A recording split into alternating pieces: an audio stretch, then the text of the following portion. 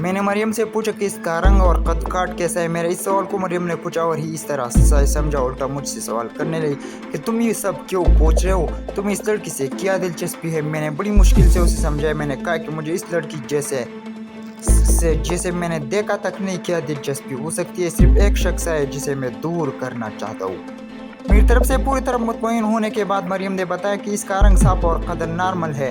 Normal سے تمہاری مراد یہ کہ باری عورت جیسا ہے. مریم نے کہا نہیں, ان سے تو خاصا لمبا ہے. 15 روز پہلے ہی میں نے اسے ٹیوشن لینا شروع کی ہے. وہ خود ہمارے ریسٹورینٹ میں ملازمت تلاش کرنے کے لیے آئی تھی. انگریزی بھی وہ بہت اچھی بولتی ہے. بڑے دکھ جھیل کر گزشتہ ماہ وہ اپنی ماں کے ساتھ کٹھمنڈو پہنچی. اس کے ماں اس کے ہمراہ 2 مرتبہ ہمارے گھر آئی تھی. وہ بے قد اور صاف رنگ کی ہے. دونوں ماں بیٹی بہت اچھی اور دونوں اردو انگریزی بہت اچھی بولتی ہے. مگر تم کیوں ان کے بارے میں اتنا تفصیل سے پوچھ رہے ہو. مریم کے دل میں پھر شکوک نے سر ابھارا. میں نے مریم کو سمجھایا کہ گتلی بڑی دونوں سے سلجھانے کی کوشش کرو, مگر اس کا سر پیر ہاتھ نہیں آ رہا. ممکن ہے میرا مزدوام ہو کر جب تم اسے ٹیوشن لینے جاؤ گی تو میں بھی وہاں پہنچ جاؤں گا. تم اس سے میرا تعارف اپنے منگیتر کہہ کر کروانا. اس طرح تم بھی مطمئن ہو جاؤں گی. میرے ارادے بالکل نیک ہیں.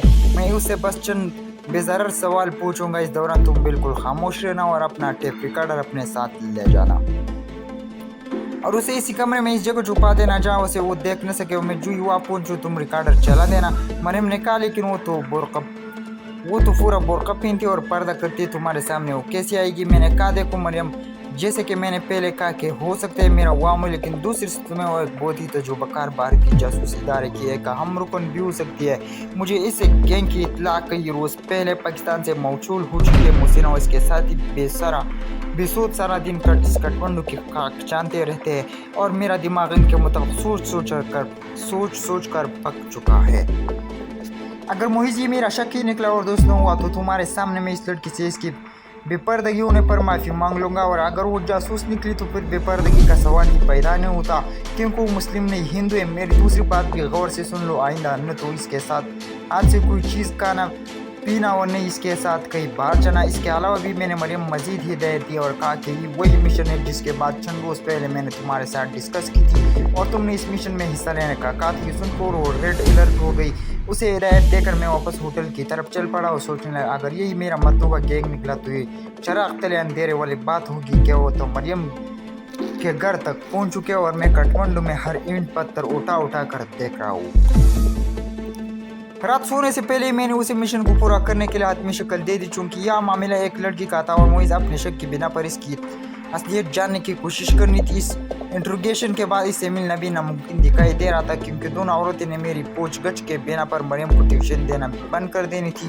اس لیے میں نے کوئی ایکشن لینے کا فیصلہ کر لیا. اگر وہ اپنی اصلیت اگل دے تو ٹھیک, ورنہ مجھے دوبارہ یہ موقع ملنا ناممکن تو نہیں لیکن دشوار بہت ہو جانا تھا. اگلی صبح میں اپنی چین ساتھیوں کے ہمراہ بازار گیا اور وہاں سے ایک ٹینچی, ایک 30 کے بال کاٹنے والا مشین اور ایک داڑھی بنانے والا استرا اور درمیان سائز کے 2 خالی شیشے کی بوتلیں خریدی. بوتلیں میں سادہ پانی بھر لیا. اپنے پلان کے مطابق میں اپنی پوری تیاری کے ساتھ مریم کے گھر کی طرف روانہ ہو گیا. میں نے چینی دوستوں کو سمجھایا کہ وہ دروازے کے باہر کھڑے رہے اور سیٹی کی آواز سنتے ڈرائنگ روم میں آ جائے. پھر جو کچھ میں سمجھ سکا مریم تو کو بولے ویسے تیز عمل سے کرنا میرے بغیر تم اطلاع کے مریم کے ڈرائنگ روم میں داخل ہو گیا. مریم اپنے ٹیوٹر سے اردو سیکھ رہی تھی. رومن رسم الخط میں وہ اردو کے فقرے لکھتی, ساتھ انگریزی بھی لکھتی اور اس طرح وہ مریم کے اردو تلفظ کو ٹھیک کر رہی تھی. اس سے پہلے کہ وہ میری آمد محسوس کرتی میں سر پر جا کھڑا ہوں. مجھے وہ یوں اچانک اپنے اتنے قریب دیکھ کر وہ گھبرا گئے اور دوپٹے سے اپنے چہرے کو چھپانے کی ناکام کوشش کرتے ہوئے بولی کہ میں پردہ دار ہوں. میں نے بڑے دھیمے لہجے میں کہ دیکھو اب تمہارا پردہ تو رہا نہیں, کیونکہ میں نے تمہیں دیکھ لیا ہے. میں تم سے بہت متاثر ہوں کہ تم سے میری مریم اتنی جلدی اردو سیکھتے اور اسلامی کلچر سیکھنے میں کامیاب حاصل کی ہے. میں تو اس بات پر حیران ہوں کہ تم ماجر ہو کر لکڑوں کی اتنی اچھی اردو کیسے سیکھ اور بول لیتی ہو, اور پھر وہاں کا اسلامی کلچر کیسے سیکھا. لڑکی نے بھرپور نظر سے مجھے تولنے کی کوشش کی. میں کتنے پانی میں ہوں اور بولے میرے والدین دہلی میں پاٹک آبش خان میں رہتے. پارٹیشن کے وقت دہلی میں فساد شروع ہوئے تو میرے والدین پاکستان ہجرت کرنے کا سوچا. میری والدہ کی ایک بہت گہری سہیلی نے انہیں مشورہ دیا کہ بجائے مغربی پاکستان کے ہم مشرق پاکستان کی ہجرت کر جائے. میری والدہ کی سہیلی کا نام امنہ تھا اور ان کی شادی چٹاگانگ میں تھا. چٹاگانگ کے ایک پورٹ افسر سے ہوئی تھی جو خود بھی علی گڑھ کے رہنے والے تھے. میرے والدین ہجرت کر کے چٹاگانگ میں آ بسے اور والد صاحب نے وہی امنہ آنٹی کے شوہر ایسے معروف کے مدد سے فورٹ پر مزدور کے ٹیکے وغیرہ لینے شروع کر دیے۔ معروف صاحب کا عہدہ پلٹا گیا اور وہ چٹاگانگ پورٹ کے جنرل منیجر بن گئے۔ اس دوران امنا آنٹی کی دونوں چھوٹی بہنیں رضیہ آئے اور افسر آپا بھی وہی آ گئی تھی، جہاں ان کی شادی ابھی دہلی کے ماجر بجلی گھر کے ایک اعلیٰ افسر اور مرچنٹ نیوی کے ایک افسر سے ہو گئی۔ میں چٹاگانگ میں پیدا ہوئی اور وہی بی اے کیا۔ میرے والد کا چٹاگانگ میں انتقال ہو گیا تھا اور میں اور میری والدہ تنہا رہ گئی، لیکن معروف اور امنا آنٹی کے فیملیز نے اس حد تک ہماری مدد کی کہ ہمیں ذرا بھی مالی مشکلات محسوس نہیں ہوئی۔ 71 کے اوائل میں جب مشرقی پاکستان میں فساد پھوٹ پڑے تو ہم نے معروف انکل کے گھر میں پناہ لی۔ معروف انکل ایک سرکاری افسر تھے، اس لیے انہوں نے اپنا اور رضیہ آپا کے شوہر کا تبادلہ مغربی پاکستان کروا لیا۔ افسر آپا جی شادی کے بعد ہی مغربی پاکستان جا چکی تھی۔ ہم ماں بیٹی نے سوچا کہ ہم دہلی چلے جائیں، جہاں پر دودھیال اور ننیال تھے۔ اب تک تو ہم دہلی میں رہے اور کب تک خوف و ہراس کی زندگی بسر کرتے۔ ہم نے پاکستان آنا چاہا تو معلوم ہے کہ جب تک کٹھمنڈو سفارتخانے میں رجسٹریشن نہیں ہوگی پاکستان نہیں جا سکیں گے، اس لیے ہم ماں بیٹیاں آگے مالی طور پر ہم مڈل کلاس سے تعلق رکھتے تھے۔ میری والدہ اور والد کے رشتہ داروں نے چلتے وقت خاصے پیسے دیے۔ یہاں پر ایک کشمیری فیملی نے ہمیں رہنے کے لیے اپنا ایک کمرہ دیا ہے۔ ماجروں کی فری ہوائی سفر کا حالت دیکھ کر ہم نے فیصلہ کیا کہ اپنی ٹکٹ خرید کر تھائی ایئر یا رائل نیپال ایئر لائن کی ٹکٹ خرید کر اس میں جائیں گے، اور جب تک ہمارے پاس اتنے پیسے جمع نہیں ہو جاتے ہم نیپال میں ہی رہیں گے۔ ہماری ابھی تک پاکستانی سفارتخانے میں رجسٹریشن نہیں ہوئی۔ کشمیری سربراہ نے وعدہ کیا کہ وہ بہت جلد ہماری رجسٹریشن کروا کر ہمیں ون وے پاکستان پاسپورٹ دلوا دیں گے اور پھر ہم پاکستان چلے جائیں گے۔ یا بیکار رہنے کی بجائے میں نے سوچا کچھ کام ہی کر لیا جائے۔ اس کوشش میں اسٹیشنر میں اور مریم کو ٹیوشن پڑھانے لگ گئی۔ اسے اس نے اتفاقی کہا جا سکتا ہے کہ اوائل زندگی میں اپنی پہلی ملازمت کے دوران چٹاگانگ میں معروف فیملی سے نہ صرف میں اچھی طرح واقف تھا بلکہ ان کے گھر میں ایک فیملی ممبر کی حیثیت بھی اختیار کر چکا تھا۔ اس وقت معروف صاحب چٹاگانگ پورٹ کے ڈپٹی منیجر تھے۔ ان کی بیگم کا نام آمنہ تھا اور ان کی منجلی سالی چٹاگانگ میں ہی ایک الیکٹرک انجینئر سے بیاہ ہوئی تھی اور چھوٹی سالی افسرہ بھی ان کے ساتھ ہی رہتی تھی۔ ان دونوں اس کی شادی نہیں ہوئی تھی۔ اتنے بھرپور ریفرنس اور جنہیں میں ذاتی طور پر جانتا تھا کہ بعد مجھے اس لڑکی پر کسی قسم کے شک و شبے کی گنجائش باقی نہیں رہتی۔ میں نے اس لڑکی کو اپنے ذہن سے کلیئر کر دیا تھا۔ مجھے افسوس ہو رہا تھا کہ میں نے ایک پردہ دار لڑکی کو بے پردہ کیا ہے اور اس سے بے جا سوال پوچھے۔ ماحول کی تلخی ختم کرنے کے لیے میں نے مریم کو سب کے لیے کافی لینے بھیج دیا۔ مریم چائے بنانے چلی گئی تو میں نے اس یتیم لڑکی کے خوف کو دور کرنے کے لیے میں نے اسے پوچھا کہ معروف فیملی میں تمہارے بقول افسر ہی غیر شادی شدہ تھی اور اگرچہ عمر میں تم اس سے چھوٹی تھی اور وہی تمہارے زیادہ قریب رہے ہوں گی۔ لڑکی نے بتایا جی افسرہ باجی مجھے بہت پیار کرتی تھی تو تم وہی اسکول جوائن کیا ہوگا جس میں افسرہ پڑھتی ہوگی۔ اس نے کہا جی ہاں وہ 9ویں کلاس میں تھی اور اس نے مجھے اسکول داخل کروایا تھا۔ لڑکی نے اعتمادی سے جواب دیا تم نے بتایا کہ افسرہ جس اسکول میں پڑھتی تھی اس اسکول میں اس نے تمہیں بھی داخل کروایا تھا۔ وہ تمہارے بہت قریب بھی تھی اور تم سے بہت پیار بھی کرتی تھی۔ یہ تو بتاؤ کہ افسرہ میں ایسی کون سی بات تھی جو اسے دوسروں سے نمایاں کرتی تھی۔ لڑکی میرے سوال سن کر گھبرا گئی اور کہنے لگی کہ آپ مجھ سے یہ سوال کیوں پوچھے؟ میں نے کہا کہ محض وقت گزاری کے لیے اتفاق سے بھی معروف فیملی کو بڑے اچھی طرح جانتا ہوں۔ تم نے ان کے متعلق بالکل صحیح بتایا۔ اب میں تمہیں بتاتا ہوں کہ افسر نے اسکول سپورٹ میں حصہ لینے کے لیے اپنے بال بہت چھوٹے کروا دیے تھے، بالکل مردانہ سٹائل۔ کیوں تمہیں یاد ہے؟ ہاں بلکہ معروف صاحب نے اسی حرکت پر افسرہ باجی کو بہت ڈانٹا تھا، لڑکی نے جواب دیا اور ساتھ ہی میز پر رکھ کے اپنے لیڈیز بیگ کی طرف بڑھی۔ میں اس کی ایک حرکت دیکھ رہا تھا۔ اس سے پہلے کہ وہ اپنا بیگ اٹھاتی میں نے اس کے پیچھے دھکا دے کر اس کا بیگ خود اٹھا لیا اور ساتھ ہی میں نے سیفٹی بجائی۔ دونوں چینی دوست بھاگتے ہوئے ڈرائنگ روم میں آ گئے۔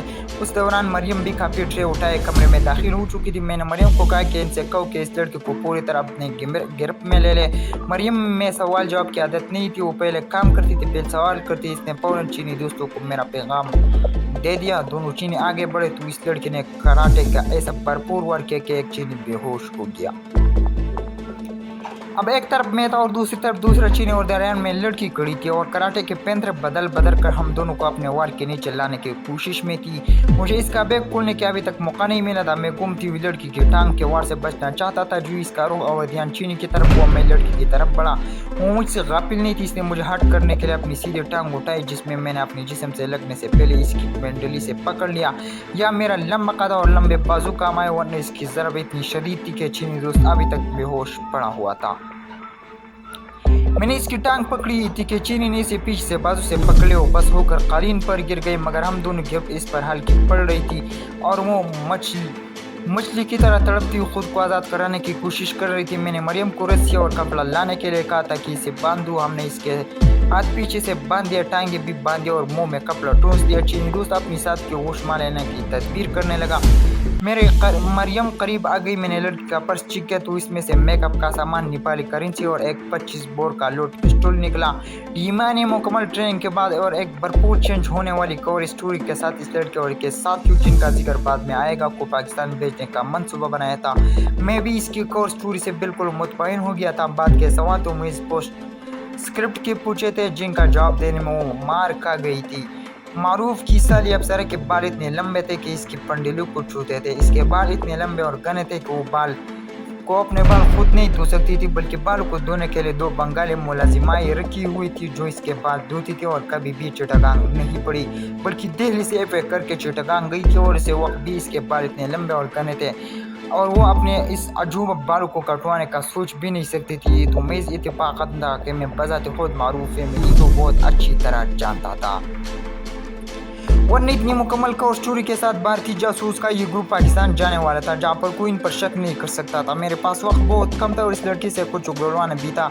इसके पर से पिस्टल का निकलना, अगर शक में थोड़ी बहुत गुंजाइश भी थी, वो इसके जासूस के मुताबिक साबित हो चुकी थी। चीनी दोस्तों जो अब होश में आ चुका था, मगर अपना सर पकड़ कर न जाने किया अनाप शनाप बक रहा था। मैंने दूसरे चीनी दोस्त बाजार से खरीदे वो सामान लेकर लड़की के सामने टेबल पर रख दिया और इसे मुखातिब करते हुए कहा कि तुम्हारी बदकिस्मती है कि तुम अपनी गेम शुरू करने से पहले पकड़ी गई हो, और खुशकिस्मती के ही तुम्हें पकड़ने वाला एक मुसलमान है, तुम्हारे और तुम्हारी नकली माँ और नकली बाप मर्द, जिसने तुम्हारे नकली बाप का किरदार अदा करना। तुम तीनों के मुतालिक तुम्हारी भारत से रवानगी से कबल ही पाकिस्तान को इत्तला मिल चुकी थी और वो इत्तला बज़ेर डाक मुझे भी मौसूल हो चुकी है। मरियम को जब तुमने पढ़ाना शुरू किया था, इससे पहले हम तुम्हारे साथियों की निगरानी कर रहे थे। और ये तस्वीर देखो, ये तुम्हारे ग्रुप लीडर की है। तुम जवान भी हो और खूबसूरत भी हो। अगर ये हमारी जगह कोई गैर मुस्लिम होते तो सबसे पहले वो तुम्हारी जवान खूबसूरती से खेलते और फिर तुमसे पूछगछ करते। तुम्हें इसलिए कोई फर्क न पड़ता क्योंकि तुम्हें भारत इसके लिए भी तैयार करके भेजा गया है। लेकिन ये हमारे मजहबी उसूल के खिलाफ है। लेकिन एक जासूस का हम जो हासिल करते हैं, इसके मुताबिक तुम नावाकिफ हो और न कभी भी तुम पाकिस्तान के खिलाफ जासूस करने का सोचती भी नहीं। अगर हम तुम्हारे मुताबिक सब कुछ जानते हैं, लेकिन ये सब तुम्हारी जुबानी सुनना चाहते हैं। अगर तुम ताउन नहीं करोगे तो सबसे पहले तुम्हारी जुबान खिलवाने के लिए हमारे पहला मरहला ये कि पहले हम तुम्हारे बाल काटेंगे, फिर तुम्हारे सर पर मशीन चलाकर गंजा कर देंगे। अगर फिर भी तुमने सच न बताए तो हम तुम्हारे नाक कान काट देंगे और फिर इन शुशु से बड़े तेजाब से तुम्हारे चेहरे को इतना भयानक बना देंगे तो कि तुम कभी आईने देखने की हिम्मत नहीं कर सकोगी। अगर फिर भी तुमने कुछ न बताए तो हम हार मानकर तुम्हें जिंदा छोड़ देंगे। लेकिन छोड़ने से पहले ये मेरे चीनी साथी तुम्हारे हाथ पाँव की हड्डियाँ तोड़ लेंगे ताकि तुम आइंदा किसी पर अपने मार्शल आर्ट को नाजमा सको। मैंने उसे ये तमाम बातें नफसियाती तौर पर तोड़ने और मज़ाहमत न करने के लिए की थी। औरत के लिए सबसे ज़्यादा कीमती चीज़ इसका हुस्न होता है और सिवाय पाकबाज औरत के इस कमाश बाज औरत खूबसूरती दिखाई देना और अपने हुस्न को बरकरार रखने के लिए अपना सब कुछ कुर्बान करने के लिए तैयार हो जाती है। मैंने मरियम को ज़ेरे चीनी साथियों को कहा कि लड़की हाथ पाँव दोबारा कसकर अच्छी तरह बांध देता कि जब हम अपना काम शुरू करें ये हरकत न कर सके। मैंने ये बात भी इस नफसियाती तौर पर तोड़ने के लिए कही थी ताकि वो दूसरे अज़ाइम को सही समझकर मुदाफ़ियत छोड़ दें। चीनी दोस्तों ने दोबारा इसके हाथ पाँव कसकर बांध दिए और मेरे इशारों पर से बाजू से पकड़कर बिठा दिया। मैंने कैंची उठाए और 6 इंच के करीब इसके बाल काटकर इसके सामने फेंक दिए। लड़की के मुँह में कपड़ा ठूंसा हुआ तो वो बोल तो न सके मगर गोगा करने लगी। मैंने मजीद 3-4 इंच इसके बाल काटे और वो इसके सामने फेंक दिए। लड़की की गो मजीद बढ़ गई। अब मैंने मशीन उठाई जो इस लड़की के सामने मेज पर पड़ी थी। मैंने मरियम को मुखातिब करते हुए कहा कि लगता है इसे अपने बालों से मोहब्बत नहीं है, क्यों न मशीन से इसके सर को बालों से आज़ाद कर दिया जाए। मेरे हाथ में मशीन देखकर लड़की को खूब से आंखें फैल गई। इसने ज़ोर ज़ोर से अपना सर हिलाना शुरू कर दिया। मैंने पूछा वो क्या बोलना चाहती है। इसने सर हिलाकर हाँ में जवाब दिया। मैंने इस तरह उठाया और मरियम से कहा कि वो चीनी दूसरों को कह के अगर इसने सच बोला तो इस तरह इसके कान काट दे। ये कहकर मैंने लड़की के मुंह से कपड़ा निकाल दिया और इसे खूब से हालत हो रही थी। वो नाकाबिल बयान है। मुंह से कपड़ा निकलती हुई लजरती आवाज़ में बोली, मुझ पर राम करे मैं आपको सब सच बता दूंगी, लेकिन भगवान के लिए मुझ पर जुल्म न करे। से भगवान कहने से इस बात की तस्दीक तो हो गई कि वो गैर मुस्लिम है। मैंने कहा कि तो अब तुम पर मुनहसर है कि सब कुछ सच बताकर अपने आप को बचा लो वरना मैं फिर अगला कदम उठाऊंगा। मैंने लड़कियों को कहा कि अब बोलो लेकिन धीमी आवाज़ से, और ये याद रखना मैं तुम्हारे मतलब सब कुछ जानता हूँ। जी तुमने गलत बयानी से काम लिया, मेरे एक इशारे पर तुम्हारा एक कान काट कर तुम्हारे सामने पड़े हुए बालों के साथ रख दिया जाएगा। लड़की ने बोलना शुरू किया कि वो दिल्ली के रहने वाली और बांग्लादेश कभी भी नहीं गई। स्कूल के ज़माने से मुझे मुसलमान से नफरत थी, क्योंकि वो आवारा किस्म के लड़के स्कूल के सामने आते और मुझ पर और मेरी सहरियों पर आवाज़ें पूछते थे। मैंने पूछा कि तुम्हें कैसे मालूम था कि ये तंग करने वाले लड़का मुसलमान है। लड़के बोली को मुसलमानों का नाम से एक दूसरे को मुखातिब करते थे। हमने जब एडमिनिस्ट्रेटर से इस बात की शिकायत की तो उन्होंने शिवसेना वालों को बताया कि उस तंजीम का एक मार्शल आर्ट का माहिर हमें तरबियत देने के लिए और गुंडों से मुकाबले करने और आपको बचाने के लिए हमें तरबियत देने के लिए हमारे स्कूल आने लगा। मैंने चीफ मार्शल आर्ट की तरबियत स्कूल और कॉलेज में हासिल की, जिससे मुझे में खासी खुद इत्मीनान पैदा हुआ और मैं इस दौरान कई और गुंडों और लड़कों ऐसी पिटाई की कि वो दोबारा कभी नजर न आए और मैंने ज़हनी तौर पर शिवसेना और आर्य पदक के अपने सरपरस्त समझने लगी। मैं कॉलेज में पढ़ रही थी कि इस दौरान मैं शिवसेना की मंगेतर मीटिंग्स में बाकायदा जाना शुरू हो गया और दल इस तंजीम के बाकायदा मेंबर बन गई। मेरे शौक़ और जज्बे को देखते हुए मुझे शिवसेना के इस मखसूस ग्रुप में शामिल कर लिया गया, जिसकी मीटिंग में हमें असलाह चलाने और जासूसी की तरबियत दी जाने लगी। मेरे पिता की देहांत हो चुका था और मेरी माता एक आर्ट स्कूल में टीचर थी। इब्तदाई तरबियत के बाद हमें दिल्ली के करीब एक फौजी कैंप में एडवांस तरबियत के लिए जाना पड़ा, जिसमें फौजी हमें असलाह चलाने और जासूसी करने के दाव पेच सिखाने लगे। तरबियत के मखसूस कमरों में ऐसे चार्ट लगे हुए थे जिन पर भारत, बर्मा, अफगानिस्तान, मशरक़ी और मगरबी पाकिस्तान के नक्शे बने हुए थे। भारत को छोड़कर बाकी मुल्कों के नक्शों पर सुर्ख लकीरें लगी हुई थी। हमें बताया जाता कि माजी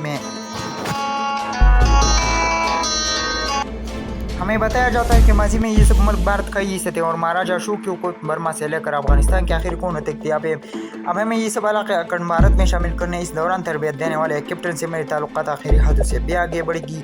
मैंने जब कैप्टन को शादी करने पर जोर दिया तो एक दिन इसके कर्नल ने मुझे अपने कमरे में बुलाया और कहा कि जिस्मानी इज्जत से भी बढ़कर एक इज्जत अपनी जन्मभूमि को गासिबों के कब्जे से आज़ाद कराना है। इससे तुम्हें अपने मन के और परों की आत्मा को शांति मिलेगी। हम तुम्हें इस मकसद के लिए पाकिस्तान भेजेंगे और वहाँ से वापस पर इस कैप्टन से तुम्हारी शादी करवाने की जिम्मेदारी मैं लेता हूँ। मिशन की तकमील के लिए तुम्हें अपने दिमाग के साथ अपने शरीर जिस्म को बिंद करना होगा, लेकिन वतन की सिवा के खातिर तुम अपने जिस्म के बिंद देने के बावजूद तुम हमारे लिए पुत्र और सती साथ रहोगी। अगर तुम्हें ये मंजूर है तो हम तुम्हारे वालिदा को कहेंगे कि हम तुम्हें आला तालीम के लिए बरतानिया भेज रहे हैं। लड़की को सांस लेने के लिए उनके और एक गिलास पानी मांगा। पानी पीकर इसने सिलसिला जारी रखते हुए कहा कि मैं ये बात मान ली, तो मुझे एक ब्रिस मजीद तरबियत और पाकिस्तान के मतलब किताब, फिल्म, शायर और लेक्चरों से इस कदर जानकारी दी गई कि अब मैं भारत की निस्बत पाकिस्तान को ज़्यादा बेहतर जानती हूँ। 2 माह पहले मुझे एक अधेड़ उम्र मर्द और औरत से मिलवाया गया। पाकिस्तान में एक ग्रुप की सूरत में काम करने के लिए उन्होंने मेरे माता पिता बनकर रहना था। काठमांडू में हम इकट्ठे आए थे। मैं अपनी माता के साथ एक कश्मीर पे मिली के घर में रहती हूँ और पिता एक अलग प्लेट में रहते हैं। काठमांडू में मुझे अमली कारकर्दगी दिखाने के लिए मरियम तक हासिल करना थी। मेरे माता और पिता को भी आपसे अलग अलग मिलने का काम सौंपा गया था। क्या हमारे ज़िम्मे काम है हम किसी को भी सर आपको ये मरियम को इत्मीनान में लेकर भारत सफारतखाने के अंदर ले जाना था। अगर मैं आज पकड़नी जानी थी तो 2-3 रोज तक मैं मरियम के साथ इसकी गाड़ी में इन दोनों भारतीय सफारतखानों के सामने से गुजरते हुए गन पॉइंट पर या फिर इसके बेहोश करके भारत सफारतखाने के अंदर ले जानी थी। साइकिल से लेकर ट्रक को चलाने तक मार करती हूँ। मेरे ग्रुप को भारत से आने से पहले आप दोनों के मतलब मुकम्मल ब्रीफ किया गया था। ये दोनों सफारतखाने हमारी पुष्ट पर हैं और हम यहाँ हमारी रहनुमाई भी करते हैं।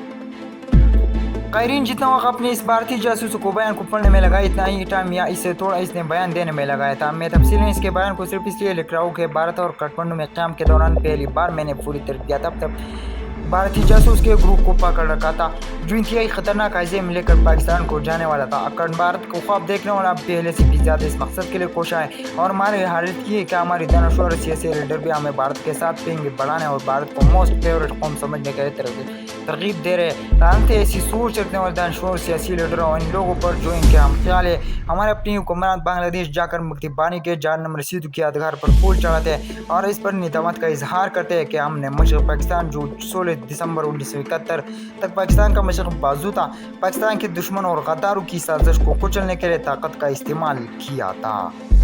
तो दोस्तों आज के लिए ये काफ़ी, मिलते हैं बहुत जल्द इंशाल्लाह अगले किस्त के साथ। अपने दोस्त असद को इजाज़त दीजिए। शुक्रिया, वस्सलाम।